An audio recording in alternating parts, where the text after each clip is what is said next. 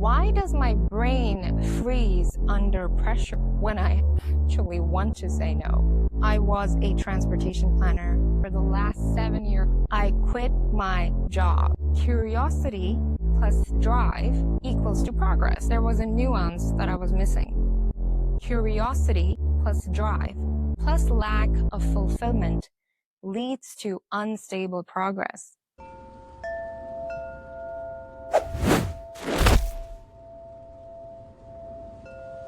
Hello, beautiful souls. Thank you for tuning in. I'm your host, Abby Powell, and I'm so excited to take you on a journey with me of deep reflection. So, who am I? What is my story? Why am I doing this podcast? To give you a very brief history, I was born and raised in Mumbai, India, and I did my undergrad in architecture. I moved to Pittsburgh, Pennsylvania to complete a master's in urban design. And during that time, I happened to be very boggled by the problem of transportation. As a result, I was a transportation planner for the last 7 years of my life. And then I quit my job, a very stable job. Needless to say, that has consequences. For me, at least, those consequences were monetary and geographic. I didn't know where I was going to be. So, how did I get here? Last year, in September 2024, I happened to go through some pretty, not so pretty trauma. And going through that trauma, I had to deal with some pretty hard and painful internal confrontation. I found myself asking my being 3 questions. And those were something like this. Why I cannot say no? Why does my brain freeze under pressure when I actually want to say no?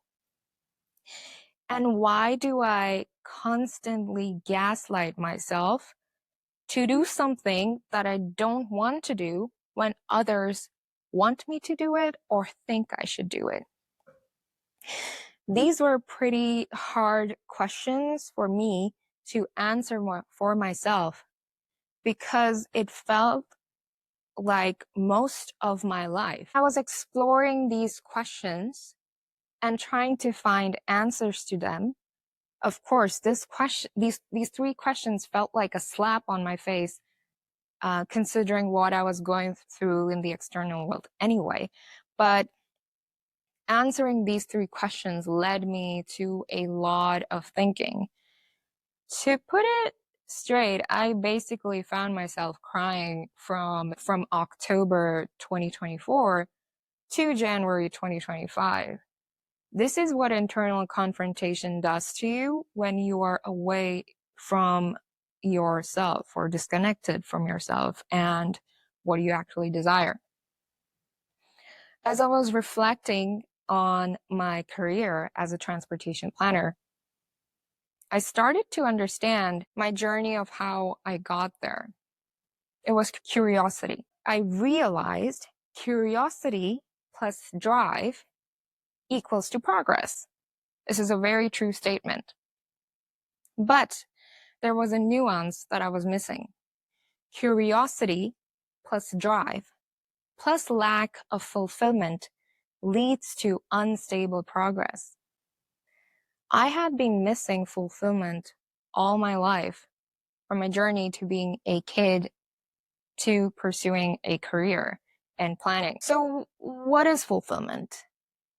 I found myself asking this question to a lot of people, and I came to understand that fulfillment is a feeling of internal peace and satisfaction that no matter what the external circumstance remains with you.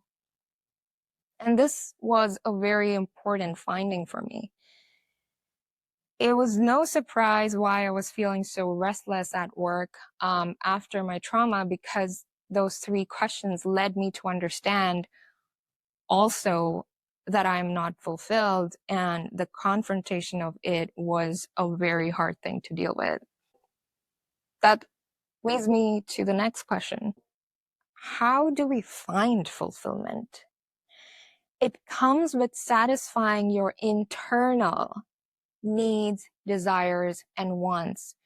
Your soulful internal needs, desires, and wants, not your external needs, desires, and wants. To exemplify, let me take an example of buying a convertible. If you buy a convertible to satisfy your internal need, desire, and want, a soulful need to feel the sun on your skin or feel the wind on your skin while you're driving, and you love driving, that is the fulfilling of an internal and soulful need, desire, and want. On the contrary, if somebody buys a convertible because that's what people do when they move up in status and for it to look cool, that's satisfying an external need, desire, and want. It is not really in alignment with our internal self. So now that I've explained how to identify the difference between an internal and external need, how do we find that? How do we find our internal need, desires, and wants? Think of the most unadulterated version of yourself. And this would be back when we were kids. When we were kids, we had no pressures of society. We were completely ourselves, and we did not have peer pressure to think what looks cool, what we should be doing. All we thought that, okay, this is the thing I want to do. This is what makes me feel good, and this is what I'm going to do. This is the most unadulterated version of yourself. Of course, as we grow up, there are societal expectations, there are family expectations, there's also peer pressure, and there's social bullying. There's a lot of stuff that adulterates these internal soulful needs, desires, and wants.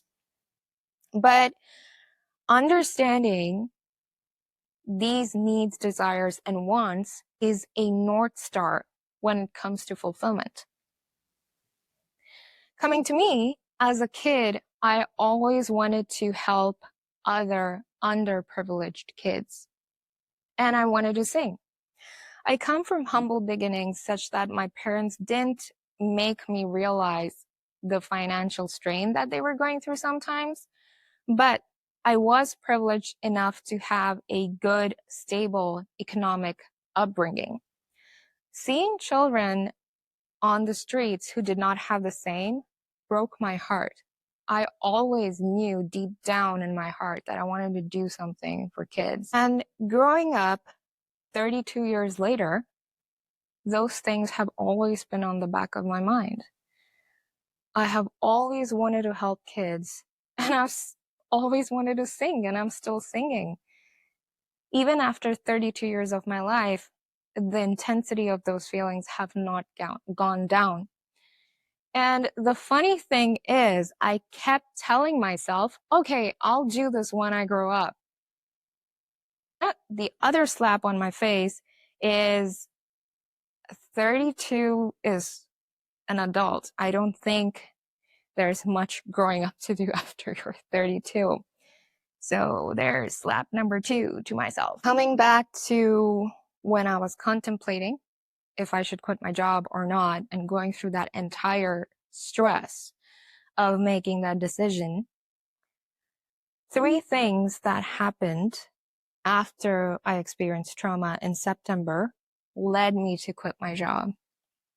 The first thing was meeting the amazing Ann Beeler. She's the founder of Auntie Annie's Pretzels. They're all over the United States. You can find them in any mall you go to. They're delicious, delicious pretzels. Of course, I realized I'm allergic to gluten, so no pretzels for me, but they're delicious. I met Ann Beeler the later half of September of 2024. This is right after my trauma, when I was avoiding the confrontation of what I was feeling. And hearing her story and how she went through adversity and rising up changed something in me. And it's not that I've not heard the story of adversity from other people. Everybody goes through struggles. Everybody goes through some form of adversity in their life. But what moved me about Ann Wheeler is her authenticity. Listening to her story and standing next to her and experiencing the entire energy of her being and feeling her authentic energy moved something in me. I don't know what happened, but she is an amazing, amazing person and a very magnetic lady. And if you have not heard about Ann Wheeler, I'll leave a link to her podcast and her page in the description below. The second thing that happened in my life was I read a post from Karen Behenke. For those that don't know Karen Behenke, I hope I'm saying that name right. I'm sorry, Karen, if I got it wrong. She is the founder of Juice Beauty. In her post, she writes, "The drive to create and innovate comes from within. It's a relentless, forceful feeling that lives deep inside, constantly on your brain, urging you to bring your vision to life." Remember the thing I was talking about kids? It's constantly on my brain, and I deeply resonated with what she was saying. The link for that post is also in this description. And the third thing that helped me quit my job was meeting 3 beautiful women who decided to honor the voice in their hearts and take the drastic step of changing their career paths. In this podcast, I cover the stories of Charmaine Horn, Jennifer Au, and Tiffany Lau. When I quit my job, I didn't have anybody in my circle that I knew. I didn't know of anybody who had taken such a drastic step to leave their stable careers and start completely new. When I met Charmaine, Jennifer, and Tiffany, they got very raw and real with me about what it takes to follow the voice in your heart and the challenges that come with doing that. It's not an easy path. Being able to finally understand all the things it takes to follow the voice in your heart, I was finally able to muster the courage to quit my long, stable career and throw myself into the unknown. And that is how I quit my job. This podcast presents the stories of Charmaine Horn, a psychiatric nurse who made her journey to become a Qigong instructor. Jennifer Au, who made her journey from being a physical therapist to a hypnotherapist.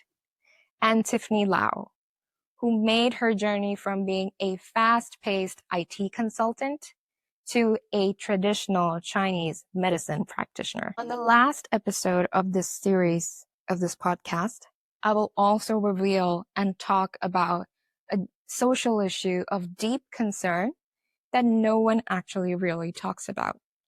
Stay tuned for that episode. As we have learned the who, what, and why of this podcast, maybe this podcast resonates with you. Maybe this podcast offers you some value if you're in the same boat of deciding a career transition to follow the voice in your heart.